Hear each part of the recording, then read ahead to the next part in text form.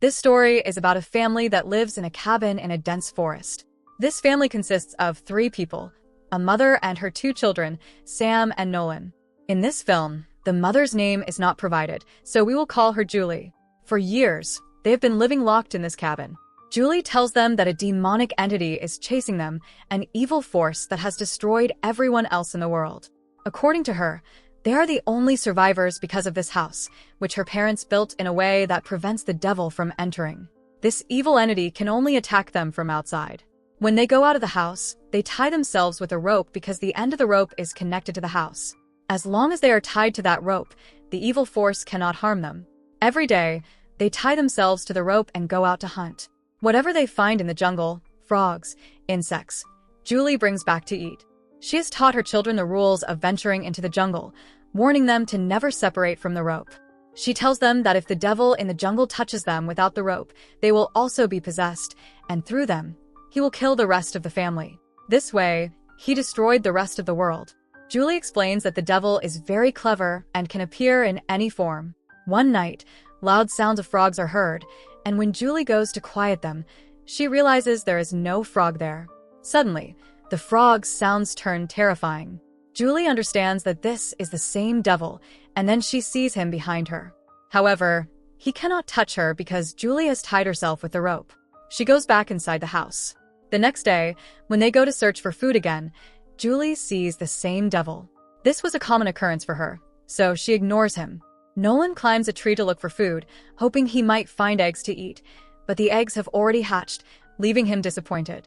He then spots an egg on the ground far away, but cannot reach it because the rope is too short.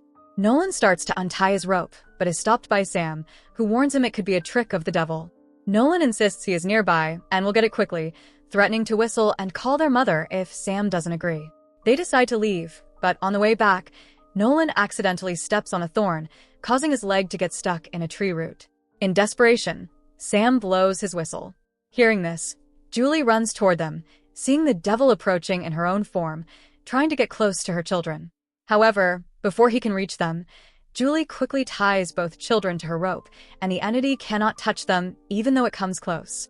Only Julie could see these entities. Her children never saw them but felt the danger.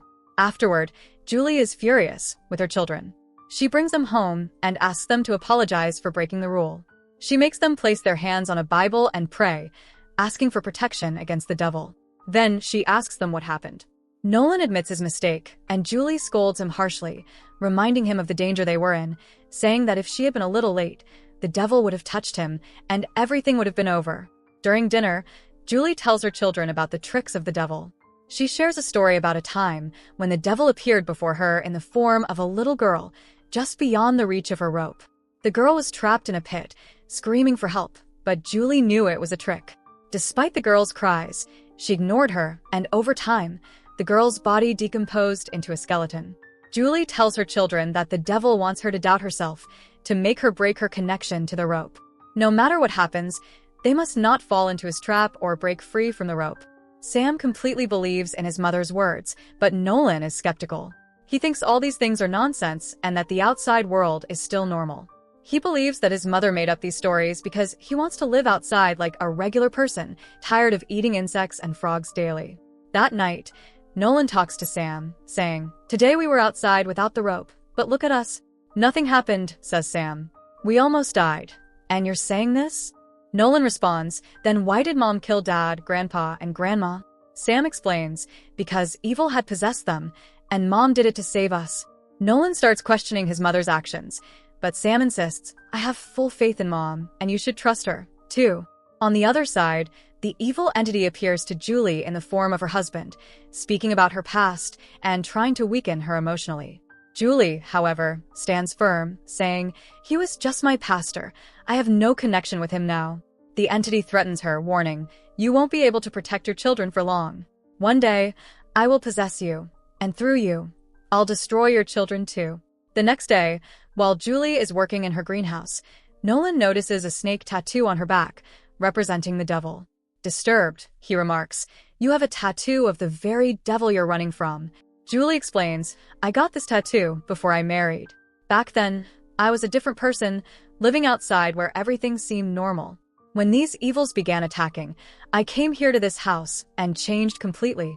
Nolan suggests, maybe we're not alone. There could be other families out there, living away from evil. But Julie dismisses the idea. No one else is out there. It's just us.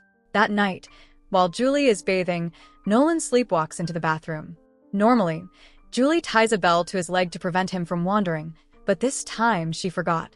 She gently leads him back to bed and ensures he's secure.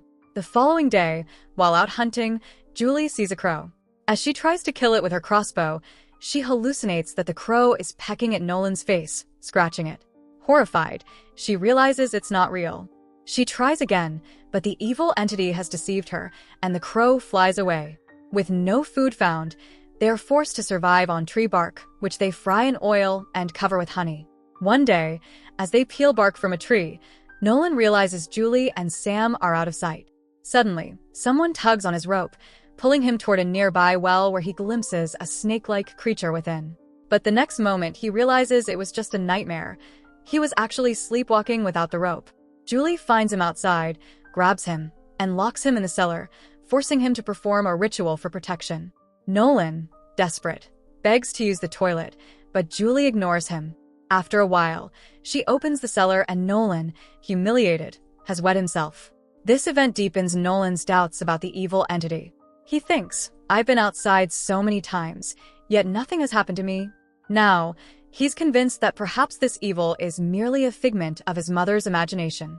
That night, he tells Sam, enough is enough. We barely have food left.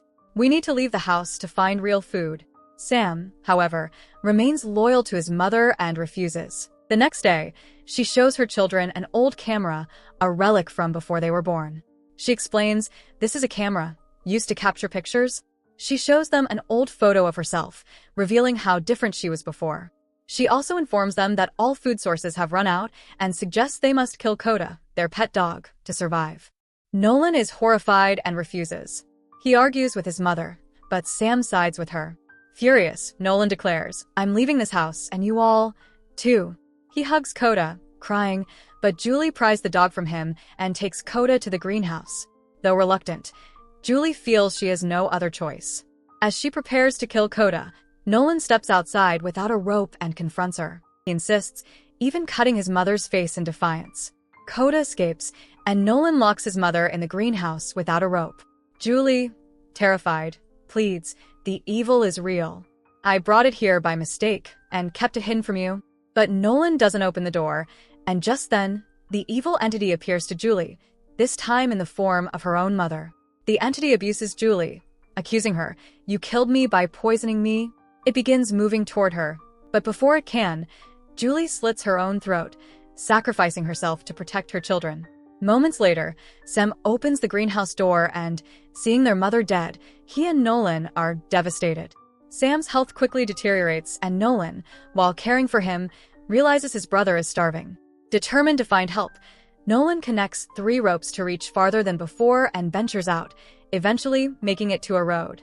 Despite shouting for help and seeing no one, he turns back. Just then, a hiker appears, saying, I heard your voice, are you okay? Nolan, skeptical at first, soon realizes the hiker is indeed human and explains, my mother passed away, and my brother is sick. I need food for him. The hiker responds, I have food and can help you. But as they talk, Sam arrives, aiming a crossbow at the man, fearing he is the evil entity. The hiker begs, please let me go. I mean no harm. Despite Nolan's attempt to stop him, Sam shoots, injuring the man, who then flees, calling for help. Nolan, ignoring Sam's warnings, follows the injured hiker, finding him on the ground. He sees the man using a strange device, calling 911. Proof that the outside world is still intact and their mother had lied. Nolan, unaware of what the phone is, simply takes the man's food bag and returns home, leaving the hiker to die. Back at the cabin, Nolan tells Sam, the man was real, he had food, but Sam, still wary, refuses to eat, arguing that the man was a devil in disguise. That night, hunger drives Sam to eat from the bag. He discovers the hiker's wallet with a picture of a young girl, his daughter. Overcome with guilt, Sam realizes he made an innocent child fatherless. Later, while examining a flashlight from the hiker's bag, Sam hears sounds from the greenhouse. Investigating, He sees Julie's lifeless body, but a young girl suddenly appears, saying, "My daddy came here and hasn't returned. Have you seen him?" Realizing she's the hiker's daughter, Sam says, "The flashlight is your father's." Horrified, the girl understands something terrible has happened to him and runs. Sam, believing she's real, unhooks his rope to follow her, but then sees a monstrous entity on a tree with countless arms. He realizes too late that she was an illusion, another trick of the evil entity. The creature, a snake-like devil, extends a tentacle that touches and possesses Sam. Under its influence, he traps Nolan inside the cabin, setting it ablaze. He taunts, "Even this house won't save you now," and takes a twisted selfie with the burning house. Inside, Nolan tries to escape as an apparition of Julie appears, hunting him. He rushes to the cellar, tricking the entity into entering it with him. Nolan begins reciting ritual prayers, causing the entity immense pain until it reveals its true, snake-like form and is destroyed. Due to the hiker's 911 call, rescuers arrive in time to save Nolan, who, regaining consciousness, asks about Sam. To his relief, Sam was also rescued and appears unharmed, saying, "Mom always loved me more." Yet in the final frame, we see the selfie Sam took, with an ominous hand on his shoulder, hinting that he has brought the jungle's evil entity into the outside world. And this is where the film and story conclude. So that's it. Hope you enjoy the story. Subscribe and press the bell icon for more videos.